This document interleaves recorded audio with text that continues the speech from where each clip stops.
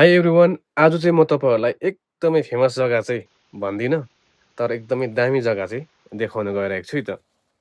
यो जग्गा चाहिँ धेरै टाढो पनि होइन, मेरै घरदेखिको 5 मिनेट बाटोको छेउमा एउटा यो घर अनि बिचमा बगिरहेको खोला, एकदमै दामी छ। साइड-साइडमा हरियाली, अहिले बर्खाले गर्दाखेरि धेरै दामी देख्छ र प्राय-प्राय टाढोबाट आउने मान्छेहरूले चाहिँ यहाँनिर गाडीहरू रोकेर चाहिँ पुरा फोटो, भिडियोहरू चाहिँ बनाउँछ। पुरा यो जग्गालाई चाहिँ मन पराउँदो रहेछ।